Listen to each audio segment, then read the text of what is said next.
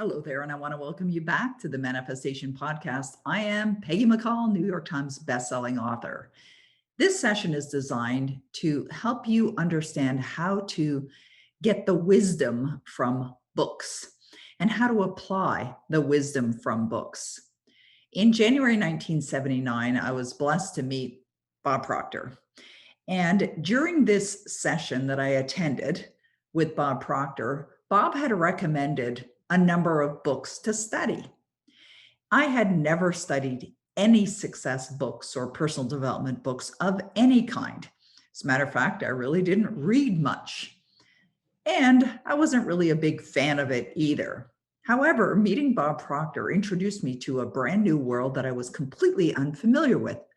And when Bob would recommend studying a book such as Psycho-Cybernetics by Dr. Maxwell Maltz, or Your Erroneous Zones by Wayne Dyer, or other books like What You Think of Me Is None of My Business by Terry Cole Whitaker, or Working with the Law by Raymond Hollowell, or books like that, Think and Grow Rich by Napoleon Hill, I would not only read these books, but I would devour them.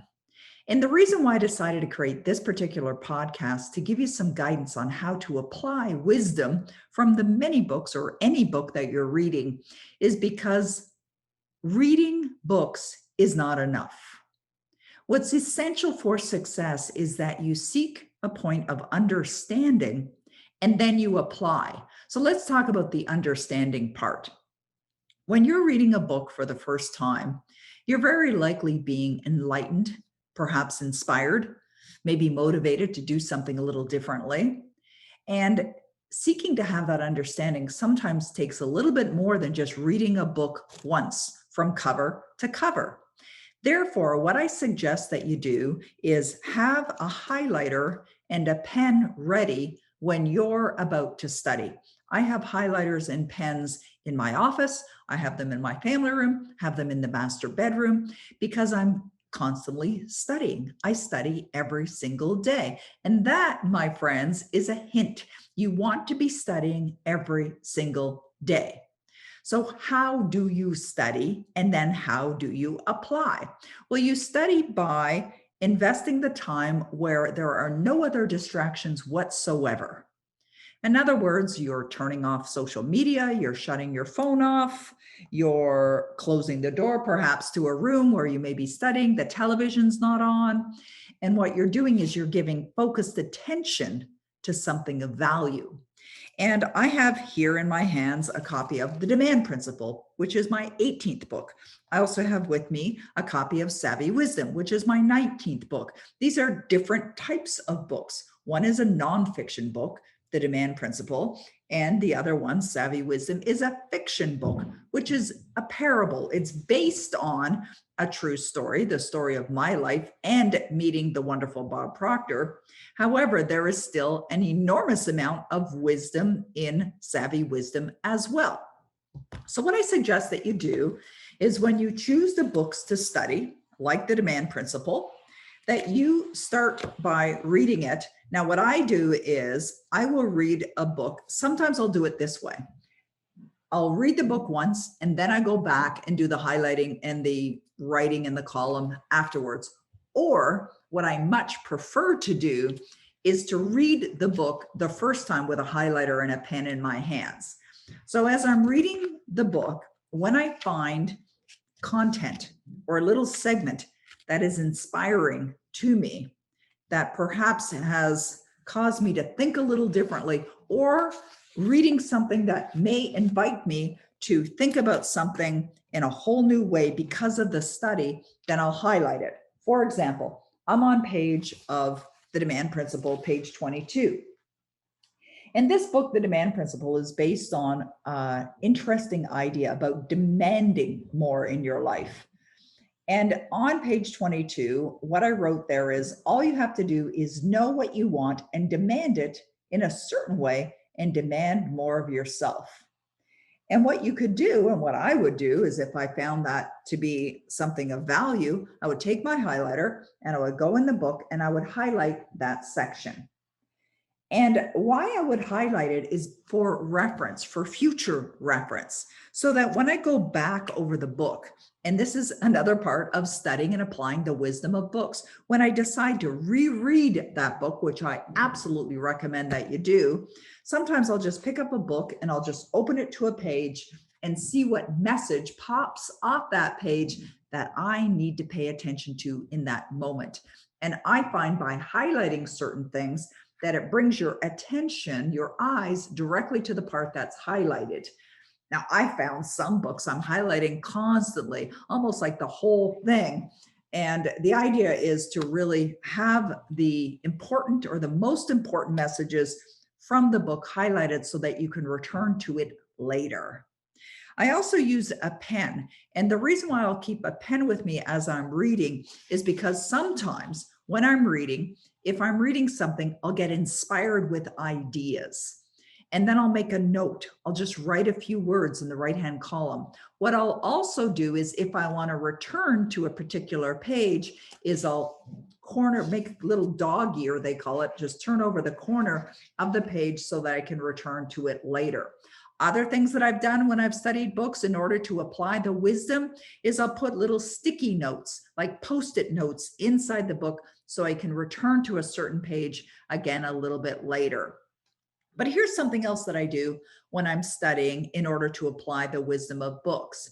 As I'm reading a book, when I find something that seems like a really great idea, it could be a strategy, a tool, a principle, and I'm constantly in all of my books, I'm giving strategies, especially in Savy Wisdom. I talk because Savy is giving Sophie a lot of valuable ideas.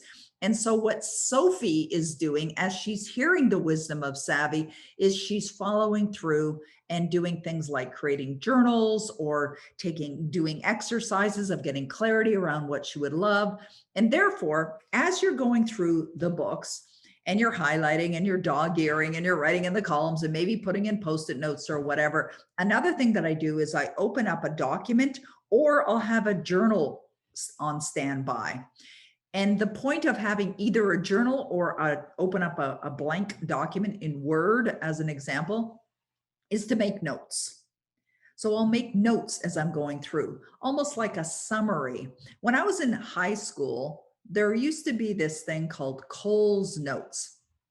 And Cole's Notes were summaries of books. So rather than reading an entire book, excuse me, rather than reading an entire book, you could simply read the Cole's Notes version of a book and you'll still get a really good idea of what that book is about.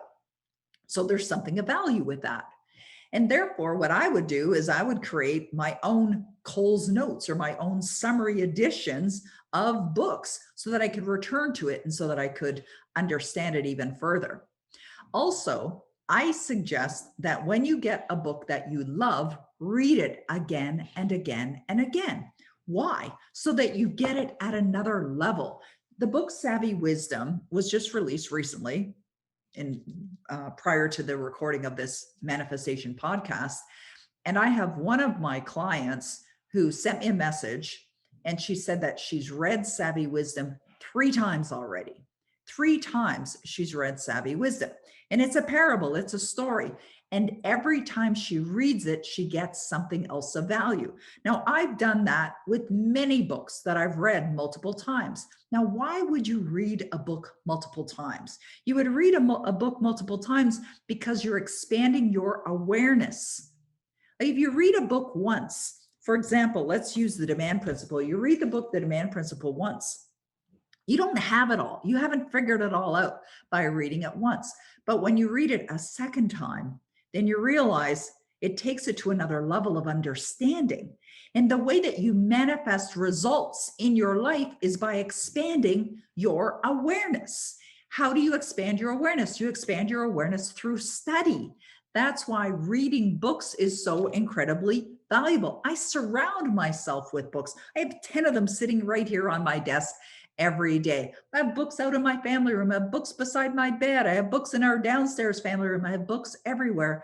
And what I'll do is I'll read books cover to cover, front to back, but then I go back and I study them, and I'll have some favorite books as well. And then I keep books handy within arm's reach so I can grab them and access them as well. So how you get the wisdom from books is essentially by studying them, not just once, but extensively, like ensuring that you're studying every single day, and by highlighting particular points that really resonate with you, by writing out more ideas and expanding on those ideas, perhaps in your own journal or in a Word document, if you will. And then what I'll do is I implement strategies. Therefore, if I'm reading something, and in Savy's Wisdom, by the way, let me just tell you this. Savy Wisdom, because there's so much wisdom in here that has completely changed my life. And of course, on the cover of Savy Wisdom, it says it has the power to change your life. I have designed an entire course around the wisdom of Savy Wisdom, and it's called Savy's Proven Success Principles. And it is a phenomenal program. I got an email this morning from one of my participants who is absolutely in love with it, the simplicity of it, and how it essentially walks through all of the great wisdom in Savy Wisdom so that anyone can apply it in their life as well. And you don't even have to read the book to attend Savy's Proven Success Principles. If you're interested in finding out more about that, just go to the front page of PeggyMcColl.com and you'll find it right there. It's right on the front page.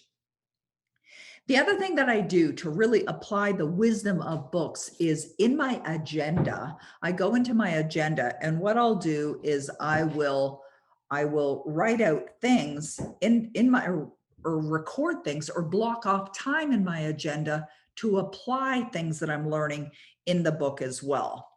And that way it intensifies the lessons. I'll give you an example. In Savy Wisdom, one of the things that Savy has advised Sophie to do is focus on the things that are great in her life. Well, what Sophie does is she creates something called a gimme journal. She calls it a gimme journal. It creates a nice, fun name. Gimme journal is great in my life. That's what gimme stands for. And great in my life. That could also be a practice of gratitude.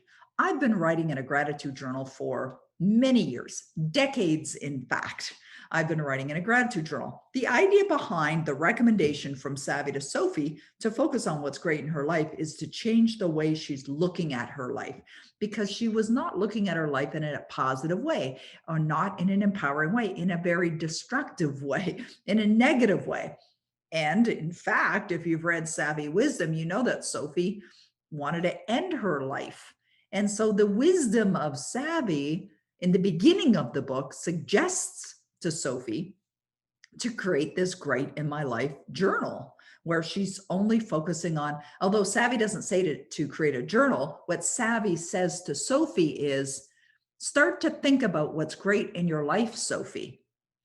What Sophie does is she takes it to another level. She takes it to another level by devoting an entire journal to recording only the things that are great in her life. This is an example of how to take wisdom from a book and apply it, or wisdom from anything and apply it in her life or in one's life. And that's what she did. Another very effective way of applying wisdom from books in your life is to share it with others. For example, let's say you have a social media account, and maybe an Instagram account, Facebook, Clubhouse, Twitter, YouTube, LinkedIn, wherever you are. Maybe you're on all of those, TikTok, maybe you're on all of those social media accounts. A way of strengthening the messages or the value that you find inside books is to share it. So let's say, for example, you are a reader of the Demand Principle. And in the Demand Principle, you read on page 65, it says, Joseph Campbell said it best, the cave you fear to enter holds the treasure that you seek. Now, this was an example where I was talking about a client. And here we go. Let me see if I can find the beginning of this Okay, here we go. An interior designer once came to decorate a spectacular new dream home my husband and I had just bought. In preparation for this meeting, I researched you, she said excitedly. Would you mind sharing some of your life strategies with me? Because I'm not satisfied with how things are going in my business. She went on to explain that she was dissatisfied with her income. How do you currently earn money? I asked. As an entrepreneur, a small business owner, and a decorator, she had already shared her hourly rates with me, and they weren't exorbitant. And so I was curious to see where her head was in regard to money. I earn money by working with clients one-on-one, like I'm doing with you, she said. How much money did you earn last year? About 40,000. Would you like to earn more next year? She nodded yes. How about 200,000? It was a number that I pulled out of thin air, but her reaction to the suggestion surprised me. Her face turned a new shade of red, and she seemed to be stunned by the question. The wheels of fear, doubt, and worry began turning in her mind, and it became obvious to me that this idea made her very uncomfortable. The story goes on. I won't read the entire thing for you. It's on page 63, by the way, if you have your copy of The Demand Principle. So let's say you read a story, you're inspired by it, and you're thinking, and it changes the way you're thinking. And you're on your social media site and you're saying, I was reading in this book called The Demand Principle about this woman who was in a fixed income situation. She was dissatisfied and she had a desire to earn money, but her paradigm was set so much that she never saw, she didn't even think that she could be earning more money. However, Peggy McColl got her to think a little differently. And you can go on and explain it. By you explaining something further that you've studied, whether it's in my book or other books, is going to help another. But who else does it help? It helps you. Every time you share valuable information, every time you try and or attempt to teach another about something that you've learned and applied in your life, it strengthens that idea within you. It expands your awareness as well. So one of the things that you can do to help share the wisdom of the books that you're studying is help another with it as well. And another idea to really enhance the study and the wisdom that you're reading in your books is start a study group or a reading group where you've devoted to studying books or a particular book over a period of time.